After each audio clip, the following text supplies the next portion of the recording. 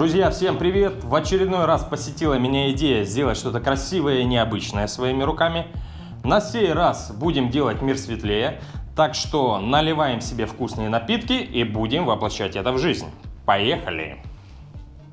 Идея не нова и очень проста. С одной стороны, она заключается в том, чтобы сделать декоративный светильник цилиндрической формы, такого приглушенного света, который будет светить ночью, например, в комнате у ребенка. Как вы видите, шпон толщиной 0,6 мм очень хорошо просвечивается и дает очень такой интересный и красивый декоративный эффект. Плюс к этому еще будет приглушенный, неяркий свет. Но наряду со своей кажущейся простотой это довольно-таки сложная задача. Как вы видите, при скручивании шпона получается не идеальный цилиндр. Где-то заломы образуются. И самое сложное место — это место стыка, чтобы оно держалось. Плюс к этому шпон довольно-таки очень хрупкий. Его очень просто сломать пополам. И он очень легко разделяется на волокна. Скажу сразу, что экспериментирую я уже 5-й день. И уже добился кое-каких результатов. Не хотелось бросать, научил меня очень хороший человек. Не бросать начатые дела, а заканчивать все, доводить до конца. Вот моя первая попытка. Здесь шпон наклеен на пенополистирол. То есть я вырезал круги из пенополистирола, потом склеивал их, обмотал скотчем и уже на эпоксидную смолу, на эту основу приклеил шпон. Получается довольно-таки аккуратно, практически идеальный цилиндр получается. Не видно стыка, то есть одна проблема была мной решена. Но осталась другая проблема, это хрупкость. Как вы видите, очень нежно и хрупко. То есть я понял, что мне нужна какая-то основа, на которую я наклею шпон, который будет давать жесткость нашему цилиндру. Вот моя вторая попытка, ребята, она уже более удачная. Уже, как вы видите, можно сращивать шпон из двух разных пород. Тем более была решена проблема жесткости. То есть можно в каких-то пределах уже не боясь нажимать на цилиндр, и со шпоном будет все нормально. Он, конечно, немножко подхрустывает, но я думаю, в реальной жизни никто со светильником так баловаться не будет. Но эта основа тоже не годится, потому что она очень слабо пропускает свет. Итак, показываю, насколько ярко и интенсивно свет просвечивается без основы. В первом цилиндре первая моя попытка.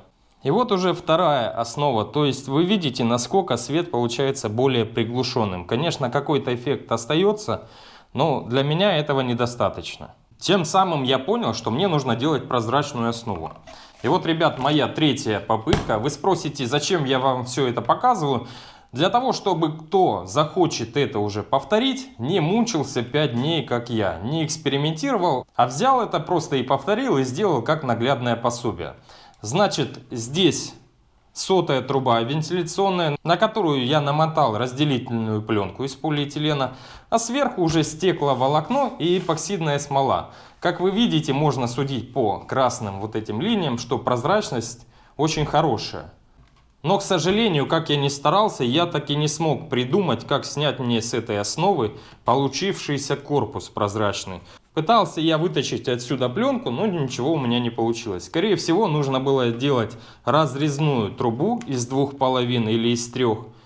И тем самым, вытаскивая по одной половинке, освободить верхний получившийся корпус. Короче, эта технология, ребят, тоже не подошла.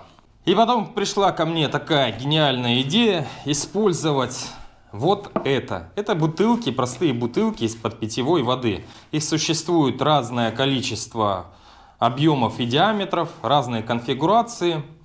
Но все они обладают очень хорошим свойством. При нагреве они очень хорошо стягиваются. Вот это уже, ребят, 4-я попытка, но она тоже неудачная. Здесь я использовал 1,5-литровую бутылку. Как вы видите, она очень хорошо стягивается и распрямляется.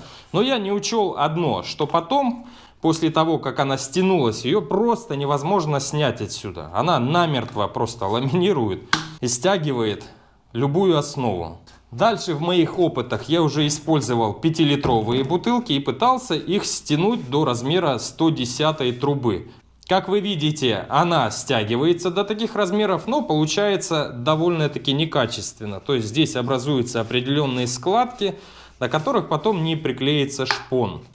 Также хочу сказать, что не пытайтесь нагревать эти бутылки на вот такой основе из-под вентиляционных труб, потому что эта основа сама деформируется.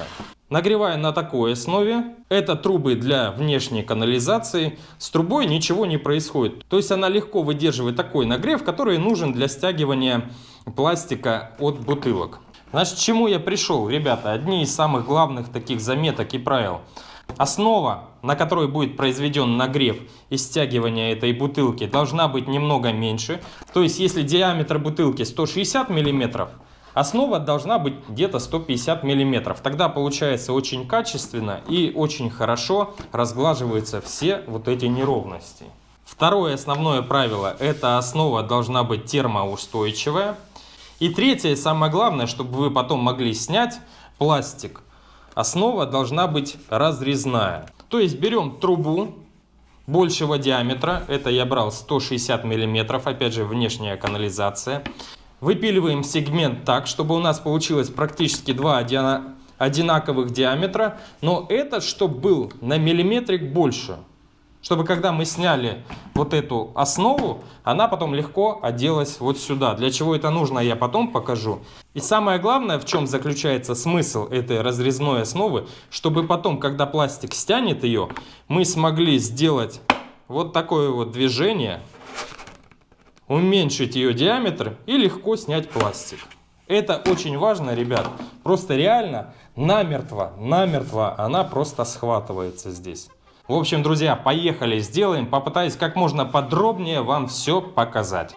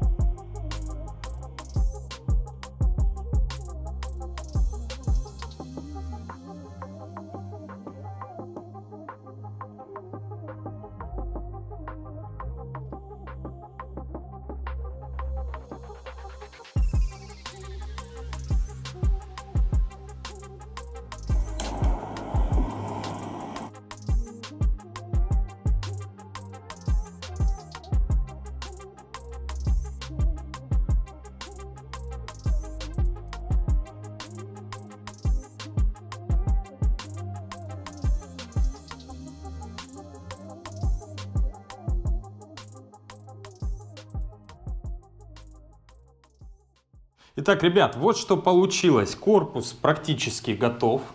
Ушло 7 бутылок, здесь 7 сегментов получается. Высота метровая будет светильника.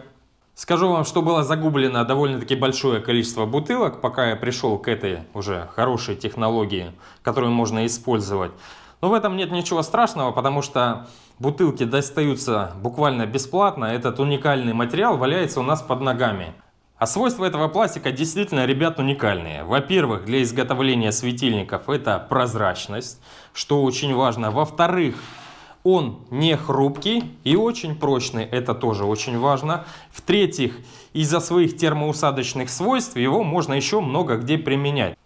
Так что, ребят, двигаемся дальше. Сейчас все оклеиваем шпоном на контактный клей. Для этого пластик нужно будет немного зачистить, чтобы клей лучше держался. И уже доделываем светильник окончательно.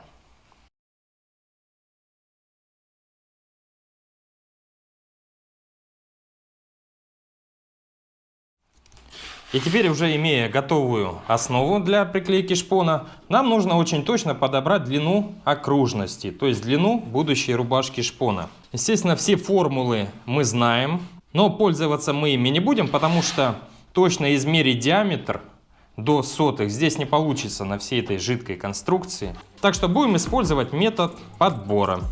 Длина у нас есть, собираем рубашку и клеим шпон.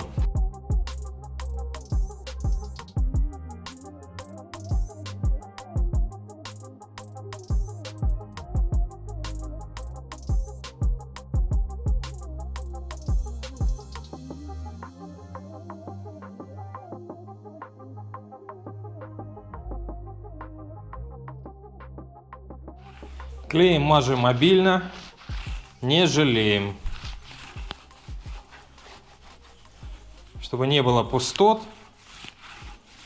Клей еще впитается, в шпон он очень сильно впитывается. Чтобы был должный контакт потом при склеивании, жалеть клея не нужно. Это уже по опыту я вам говорю своим. Особенно хорошо смотрим, чтобы клей был по краям. Там будет самое ответственное место, стык. Ай, красота будет, красота. Ой-ой-ой-ой-ой. Нанес клей на шпон и нанес клей на корпус. Теперь ждем, пока клей практически не будет хвататься. Напомню, это контактный клей. И все, и можно будет приклеивать. При приклеивании буду плотно прижимать чем-нибудь, давить какой-нибудь палочкой.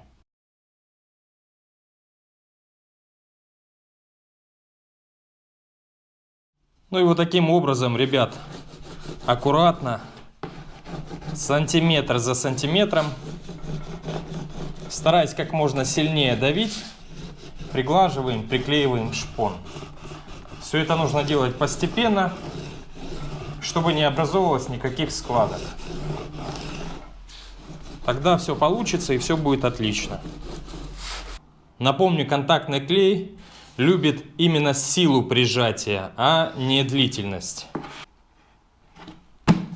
Ну, наконец-таки, ребят, получилось. Очень много сил и времени было потрачено, чтобы отработать эту технологию. Получилось замечательно. Вот так все это дело выглядит внутри. Пластик дает гибкость и в то же время очень укрепляет конструкцию. Что бы мы ни делали, шпон не трескается и остается на своих местах. Можно бросать, кидать. Ну, в любом случае надо, конечно же, поаккуратнее. Ну вот, смотрите, сжимаю. Вот что делает чудотворный пластик. Осталось дело за малым. Сейчас сделаем два крепления вверх и вниз, чтобы крепился наш абажур. Внутри делаем специальную трубу, крепим на нее светодиодную ленту, подключаем к блоку питания и все. Наш светильник готов.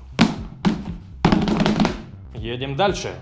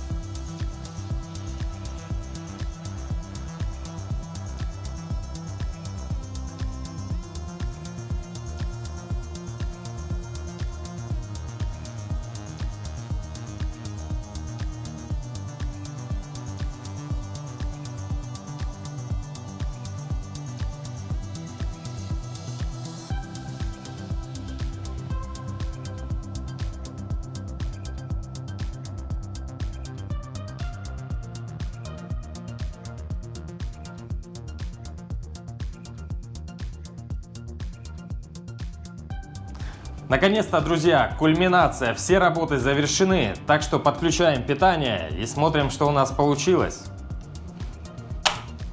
Даже при ярком освещении видно, как просвечивается шпон, всю его текстуру. Очень красиво получается. Давайте попробуем отключим основное освещение. Обалдеть, просто слов нету. Это, друзья, просто фантастика какая-то. Очень красиво.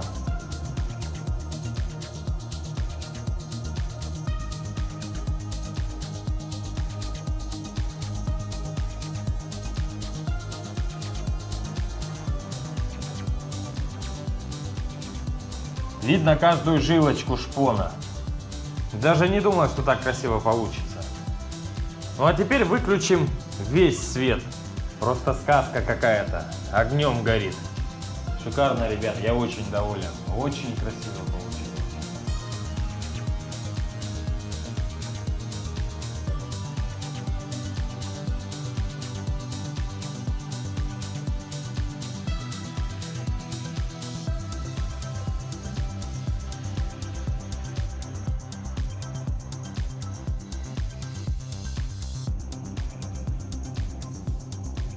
Какой-то волшебный светильник просто. На этой красивой ноте я с вами прощаюсь. Оцените видео лайком или комментарием. Всем пока, друзья. До новых встреч.